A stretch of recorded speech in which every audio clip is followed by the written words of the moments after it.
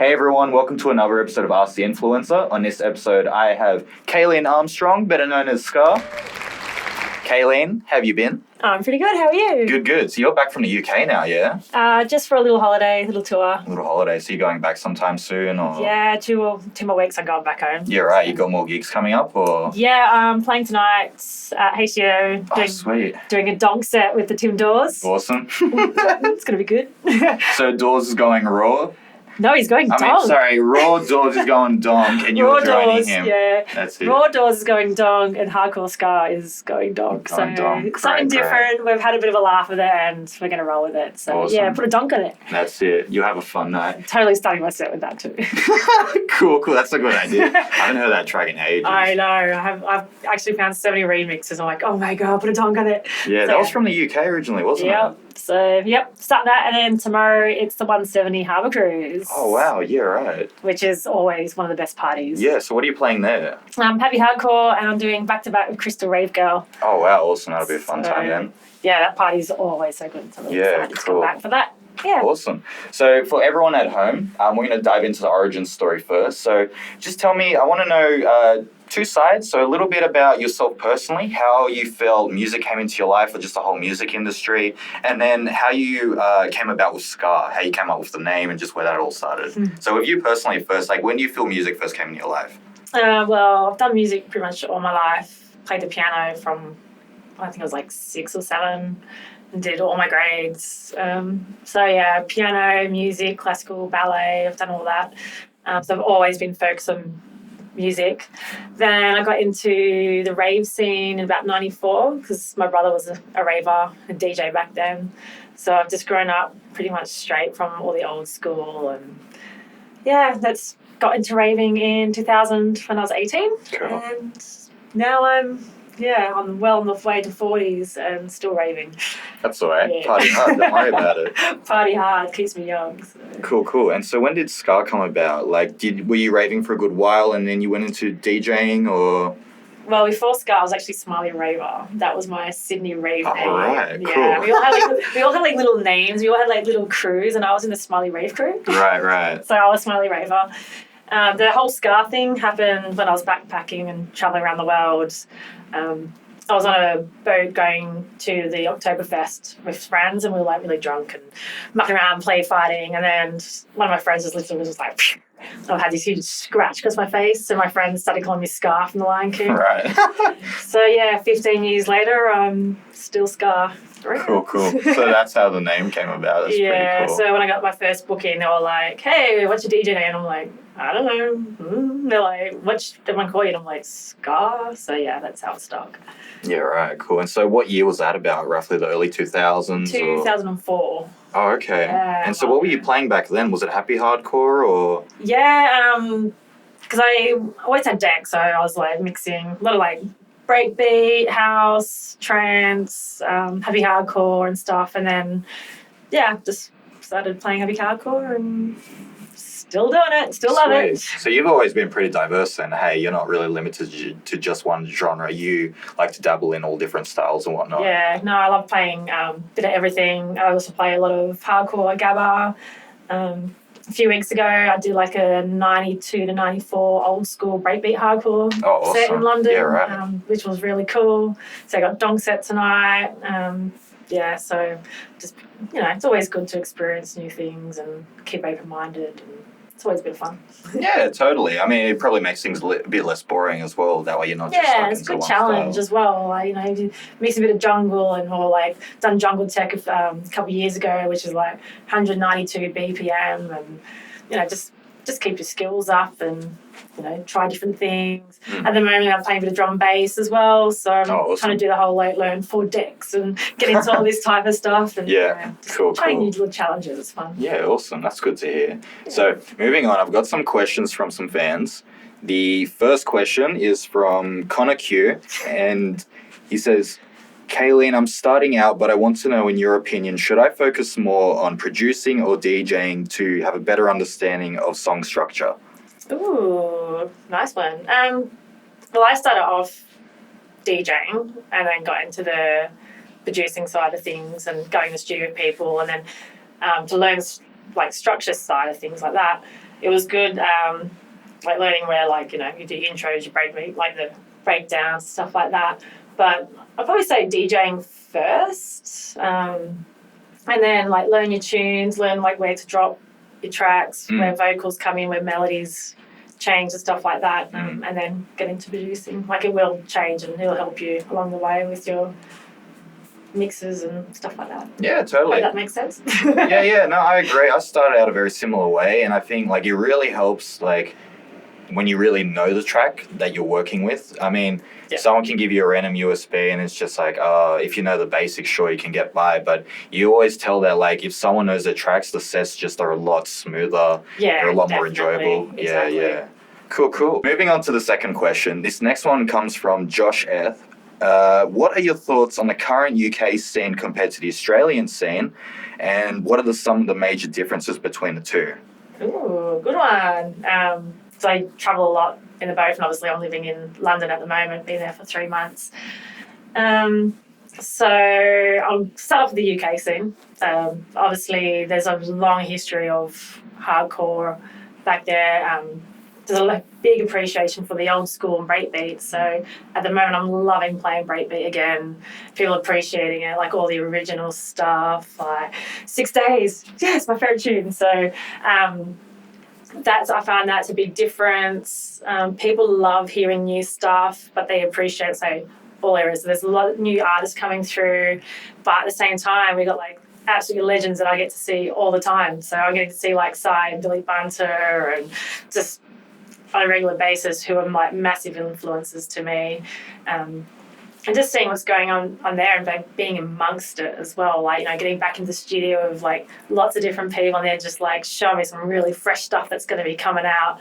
It's quite exciting. So that's been really motivating me, stuff like that. So even like just I've started throwing events as well, and just like it's such a huge range of artists that I can choose from, because everyone's like bringing something different. They're all doing their own little thing, and it's just really exciting times. Like I love it over there. And then Sydney, we have like a quite small scene where like it's like a family here as well. So which is really cool. And lots of, like you say, we love our happy hardcore. That's what we call it here, not hardcore. It's quite a big hardstyle influence here. So Totally. Haven't really heard that much over there. I actually haven't even heard a hardstyle set in 3 months. But at my event, I actually got a hardstyle set, so I'm actually really excited for that. Trying to bring that into London.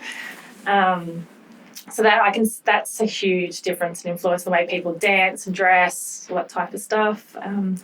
We've got like big raw artists and there's big Gabber scene here as well. So there's different influences, and we have some really good Aussie producers as well. So we have our own little scene, which is quite exciting as well, and I love that as well. So. Yeah, cool. Yeah. I heard someone from the UK, he said that they're not really big on the donkey kicks over there, like the really typical hardstyle kicks. Is that true? Yeah, hardstyle's not really that big in the UK. Like I've noticed Gabber's really starting to kick off now. My first set back was actually playing at a Gabber rave. So I did an old school 90s set nice. Up north. Hardstyle is definitely coming in, like starting to get the influence. So there is more hardstyle raves coming, which is really cool. But yeah, it's just very different. But like where I'm living, it's still like in London, very old school focus still. Lots of pianos and lots of like punchy kicks, breakbeat, hi-hats, like that's just my element at the moment. Yeah, no, that's cool. That's fair enough. Yeah. Alrighty. Third question. This one is from Steve M. Very simple question. Grilled chicken or fried chicken? Of all things. Love my fried chickens. I'm a big KFC fan. Oh, awesome. Have you been to KFC much while you're back here? Hell yeah, because they've got chicken salt on their chips. Yeah, totally. But, you know, being a girl and having to be, like, healthy, grilled chicken. But I'm still going to go fried chicken. Yeah, totally. All the way with chili sauce. Do they have KFC in the UK? Yeah, but it's not as good. It's not the same. Definitely not as like. Oh, wow. Yeah. You're right. That's interesting. Yeah, come here. Chicken tastes better. The chips have got chicken salt on them. That's what it needs to be. Cool. So you spend a lot of your time touring throughout the years. a lot of people that are maybe just starting out with touring, do you have any advice for them? Is there anything that maybe you wish that you knew when you first started touring, or you went overseas and you were just like, if only maybe I knew that or did that maybe a bit better? Probably my biggest advice, which I learned very early on, is keep your passport on you, because me get really drunk and then lose my passport. So that's really expensive to replace. Yeah. So Do you get held in the country till you get the passport back? How does it work? well, I was stuck in America Oh, wow. on tour.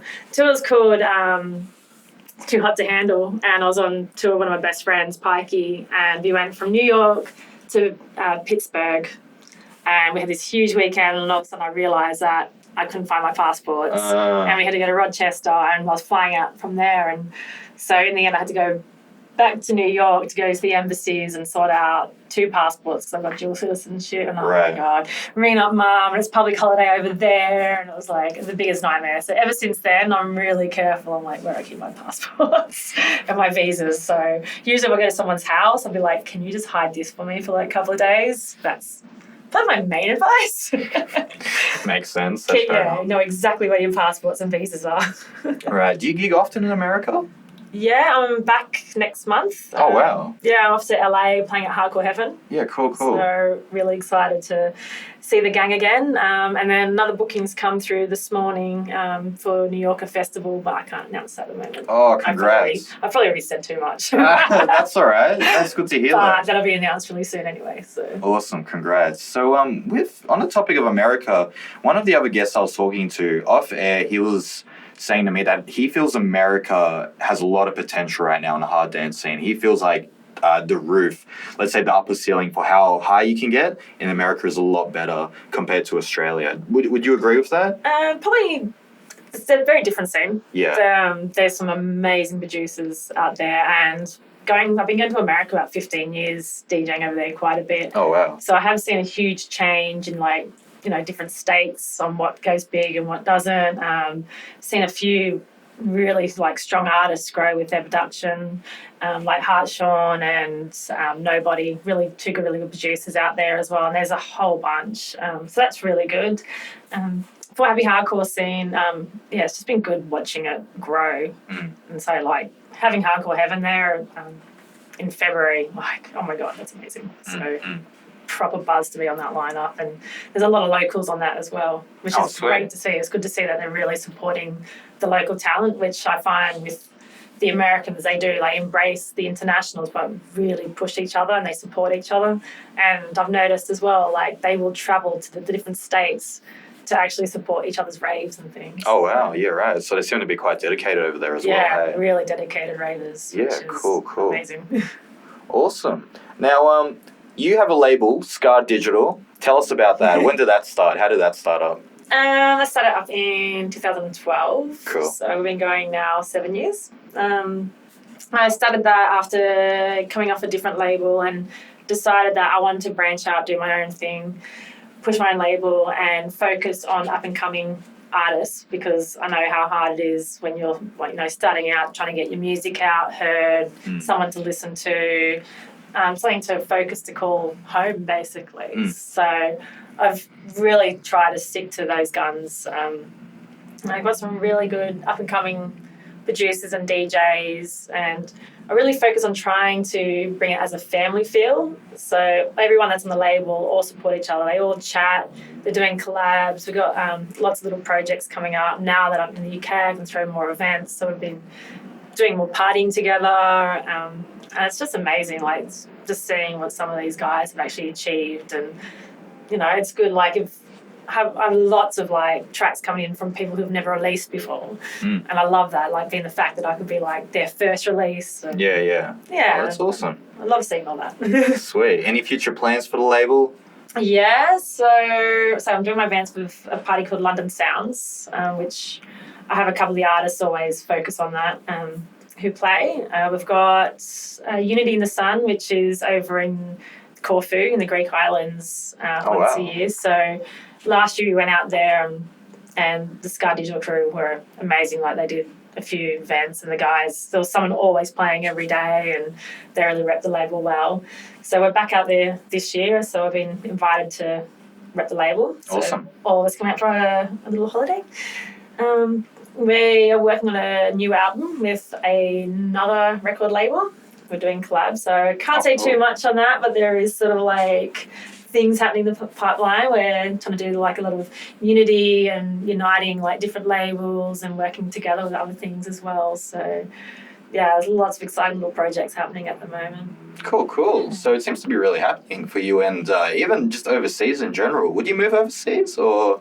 Yeah, well, I sort of live in 2 countries anyways. Yeah, right. I've got 2 jobs as well, so go there and I've got a job and I work, and then I like say come back here, and I've been working this week at the hospital as well, so it's pretty good. Like, I'm pretty excited how. Would you rather though just settle down maybe in one country overseas, or I tried. You tried? I get really itchy feet. Like, I love traveling. So. Okay, so that's just you. You just got to keep moving and whatnot. Yeah. I'm sure. Like, I lived in the UK for 10 years and travelled non-stop, come back here for 5. Like, we've known each other for years. You know how like itchy feet I got. So I've gone back there, and it's like 3 months later I'm back here, and then back here. And, no, it's good. That's right. At least I don't get bored. Yeah, exactly that. So it's a lot of fun. I do enjoy just travelling, and this way I can still see friends and family non-stop. Totally.